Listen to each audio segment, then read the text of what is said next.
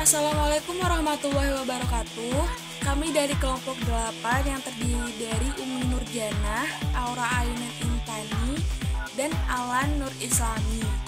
Di sini kami akan mempresentasikan hasil praktikum dengan topik Balai Informasi Pertanian. Di sini kami menggunakan jurnal yang berjudul Peran Kelembagaan Pertanian dalam Penyebaran Inovasi Teknologi Produksi Benih Kedelai di Nusa Tenggara Barat oleh Mardiana, Yohanes GB, dan Irianto B. Kebutuhan teknologi. Permasalahan utama dalam pengolahan usaha tani kedelai adalah tingkat penerapan teknologi yang masih rendah, sehingga produktivitas juga rendah. Selain itu, produktivitas rendah, mutu kedelai yang dihasilkan sangat rendah, karena benih yang digunakan berkualitas rendah. Rendahnya kualitas benih disebabkan pemurnian benih kedelai relatif jarang dilakukan petani. Berdasarkan hal tersebut, maka perlu dilakukan perbaikan teknologi benih melalui pemberdayaan kelembagaan pertanian. Perluasan jaringan kerjasama dalam agribisnis perbenihan kedelai dapat mempercepat proses difusi dan adopsi inovasi kedelai. Namun masih diperlukan diseminasi inovasi pada kelompok tani yang menjadi mitra melalui pengawalan dan pendampingan dalam penerapan model. Kelembagaan petani. Secara umum, sejumlah kelompok tani di Desa Setangor mempunyai beberapa permasalahan yang harus dibenahi, antara lain: 1. Kesadaran berkelompok dan berorganisasi dalam kegiatan kolektif relatif rendah. 2. Belum memahami peran, fungsi, dan manfaat kelompok tani dalam mengelola usaha tani. Yang ketiga, koordinasi dan jaringan kerjasama dengan lembaga agribisnis industrial, pedesaan lainnya secara kolektif relatif kurang, bahkan tidak pernah dilakukan. Yang keempat, kinerja kelompok tani belum optimal, seperti administrasi kelompok belum tercatat dengan baik, kesadaran pengembalian kredit masih kurang atau banyak tunggakan. 5. Mobilisasi pengurus kelompok tani terhadap anggota kelompok untuk melakukan pertemuan rutin, membuat perencanaan usaha tani dan kegiatan-kegiatan potensial lainnya yang bermanfaat bagi kelompok tani dan anggotanya tidak pernah dilakukan. 6. Pembentukan kelompok tani yang dirasa oleh sebagian besar petani hanya mengharapkan bantuan dari pemerintah tanpa mengembangkan kreativitas dalam meningkatkan pendapatan. Yang ketujuh, motivasi. Perilaku dan sikap petani terhadap inovasi teknologi relatif rendah. Yang kedelapan, tingkat belajar sosial kelompok tani untuk memperoleh informasi inovasi teknologi dari sumber informasi inovasi teknologi relatif terbatas. Dan yang terakhir, kerjasama dalam kegiatan agribisnis belum optimal. Selanjutnya, bentuk dan fungsi kelembagaan dalam perusahaan agribisnis. Yang pertama, kelembagaan pengadaan input. Kelembagaan pengadaan input merupakan lembaga jasa penyedia input saprodi untuk mendukung usaha tani kedelai. Dewasa ini, ketergantungan petani akan saprodi, pupuk, dan obat-obatan sangat tinggi. Banyak petani yang salah mengartikan fungsi keseimbangan dan tingkat dosis pupuk dan obat-obatan dalam usaha taninya. Hal ini disebabkan kurang berfungsinya peran lembaga penyuluh sebagai penyampai teknologi bagi petani.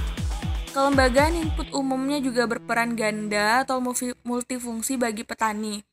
Karena selain menyediakan atau menjual saprodi, lembaga ini juga berfungsi sebagai sumber informasi, pengetahuan atau teknologi usaha tani, harga, dan berbagai fungsi lainnya, termasuk pembeli hasil produk atau output petani. Yang kedua, kelembagaan produksi atau usaha tani. Merupakan elemen kelembagaan yang dibentuk untuk meningkatkan efisiensi produksi pertanian melalui pelaksanaan kegiatan dan pengambilan secara kolektif. Kelembagaan agribisnis yang bergerak di bidang usaha tani atau produksi meliputi 1. Rumah petani sebagai unit usaha terkecil di bidang panen dan hortikultura. Yang kedua, kelembagaan tani dalam tani. Yang ketiga, kelembagaan usaha dalam bentuk perusahaan budidaya tanaman pangan hortikultura. Yang ketiga, kelembagaan penanganan pasca panen. Penanganan pasca panen hasil pertanian meliputi kegiatan, perlakuan, dan pengolahan langsung pertanian yang karena sifatnya harus segera ditangani untuk meningkatkan mutu hasil pertanian agar mempunyai daya simpan dan lebih tinggi.